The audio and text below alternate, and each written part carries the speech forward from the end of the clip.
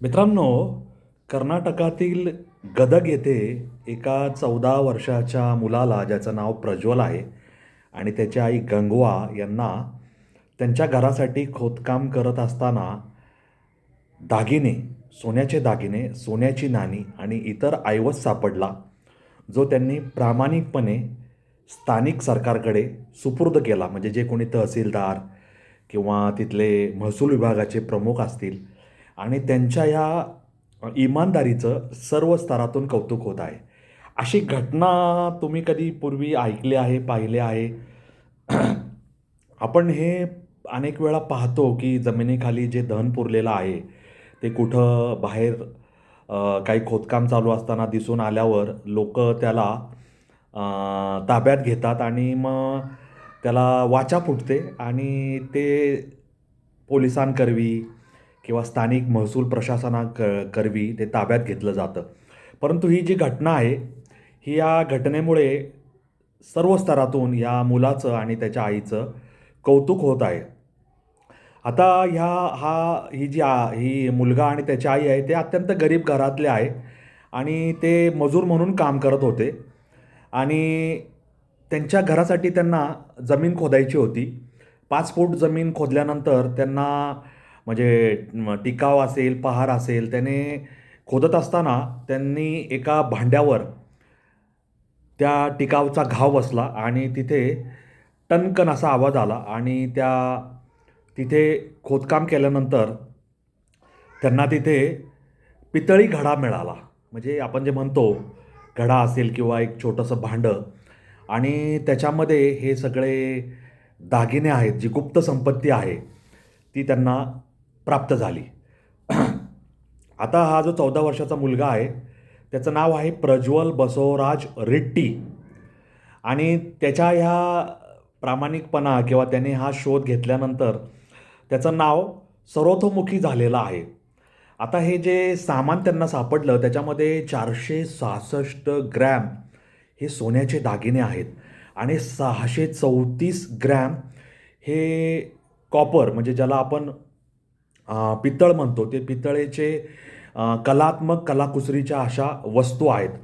आता अ, ह्या सगळ्या वस्तूंमध्ये म्हणजे हे जे सापडलेलं धन आहे, हे केवळ सोने चांदीचे दागिने, सोन्याचे ज्याला आपण नाणी म्हणतो तेवढ्यापुरतं मर्यादित नाही आहे. तर हे अँटिक आयटम आहे म्हणजे पुरातन असं हे धन आहे, जे काहीशे वर्षापूर्वी जुनं आहे. किमान 100 वर्ष जुनं असं हे सगळं धन आहे. आता ह्याच्यामध्ये काय काय आहे, तर ह्याच्यामध्ये सोन्याचं ब्रेसलेट आहे, ह्याच्यामध्ये कानातल्या रिंगा आहेत, ह्याच्यामध्ये बांगड्या आहेत, ह्याच्यामध्ये अत्यंत सुंदर असा नेकलेस आहे. त्याच्यानंतर ह्याच्यामध्ये 22 विविध प्रकारचे सोन्याची आभूषणे आहेत. ह्याच्यामध्ये मोती आहे, पोवळा आहे, नीलम आहे, मौल्यवान असे खडे आहेत, स्फटिका आहेत आणि हे सगळं म्हणजे जुनं असं पुरातन वैभव आहे. त्यामुळे हे पुरातन वैभव ह्याचं आंतरराष्ट्रीय बाजारपेठेत फार मोठी किंमत असू शकते आणि हे जर जतन करून ठेवलं नाही, तर चोरट्या मार्गाने ह्याचं स्मगलिंग होण्याची दाट शक्यता असते. हे असं होऊ न देण्यासाठी ह्या मुलाने त्याच्या आईने जो निर्णय घेतला, की वेळीच हे सर्व सामान हे आपण प्रशासनाच्या सुपूर्द करायला हवं आणि त्या हेतूने त्यांनी पोलीस आणि प्रशासनाला कळवलं आणि ते चुकीच्या लोकांच्या हातात जाण्यापासून वाचलं.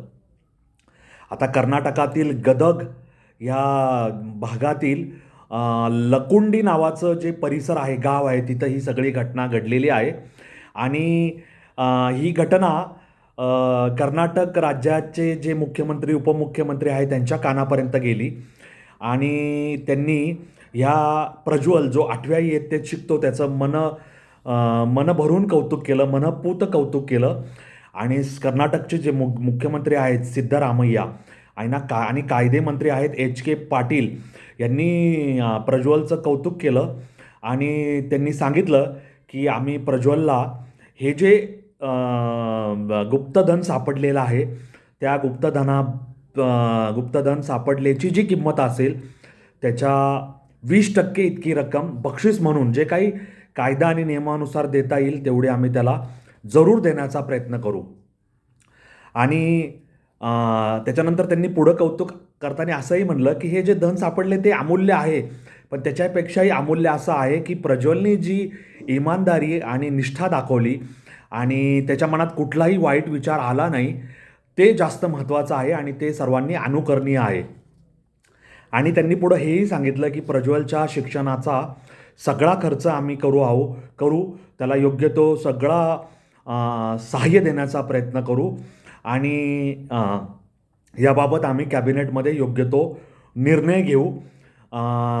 गदगचे जे पालकमंत्री आहेत त्यांनीसुद्धा, पाटील त्यांचं नाव, त्यांनीसुद्धा याबद्दल सगळ्या जनतेला सांगितलं की प्रज्वल आणि त्याच्या आईची जी काही जबाबदारी आहे ती जबाबदारी शासन घेईल आणि त्यांना योग्य ते आर्थिक सहाय्य आम्ही प्रदान करू.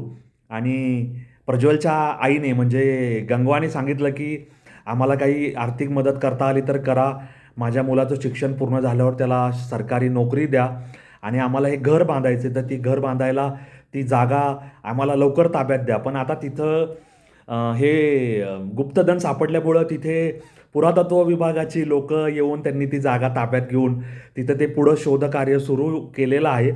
आणि त्यामुळे प्रज्वलची आई गंगवाने मागणी केली की आमच्या डोक्यावर आता छप्पर नाही, तर आम्हाला तेवढं छप्पर मिळेल, आम्हाला घर मिळेल, आसरा मिळेल, निवारा मिळेल, ह्याची काहीतरी तुम्ही तरतूद करा, असं तिचं म्हणणं आहे. त्यामुळे सोनं, सोन्याचे दागिने, सोन्याची नाणी, पितळेचे जे काही आभूषणं आहे, पितळेचा घडा आहे, कलाकुसरीच्या वस्तू आहेत, मोती, पोवळे, नीलम, मौल्यवान खडे, रत्न, स्फटिकं हे सगळं सापडलं आहे. आणि ते ट्रेजर आहे, ते आपली पुरातन, तो आपला वारसा आहे.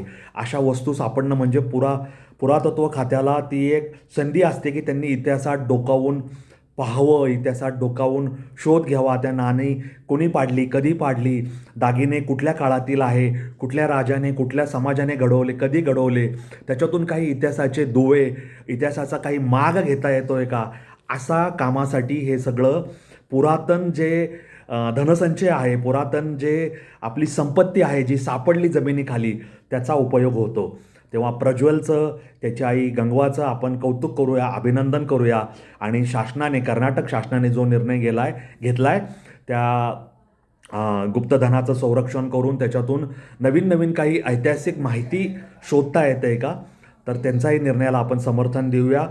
आणि ह्या सगळ्या गोष्टीबद्दल आपण पुरातत्व विभाग आणि महसूल विभाग, पोलीस विभाग यांचंसुद्धा अभिनंदन करूया. त्यांनी वेळीच हे सगळं ताब्यात घेऊन त्याच्यावर संशोधन, त्याच्यावर तपास कार्य सुरू केलं आणि हे सगळं आनंददायी आहे. असाच आपली संस्कृती पुरातन आहे, सनातन संस्कृतीची पाळंमुळं हजारो वर्ष जुनी आहेत, त्याच्यासाठी सुद्धा हे गुप्तधन कामाला येईल.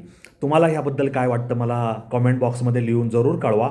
असेच वेगळ्या वाटेवरचे व्हिडिओ पाहण्यासाठी माझा हा अनवट वाट YouTube channel like, share, subscribe करा. तुमच्या ओळखीच्या लोकांना माझ्या यूट्यूब चॅनलची लिंक त्यांच्या व्हॉट्सअप अकाउंटला पेस्ट करून द्यायला विसरू नका. आणि माझ्याशी जोडलेला एवढंच माझं तुम्हाला सांगणं आहे. धन्यवाद. जय हिंद, जय महाराष्ट्र, वंदे मातरम, जय श्रीराम, जय जगन्नाथ, जय सनातन. धन्यवाद.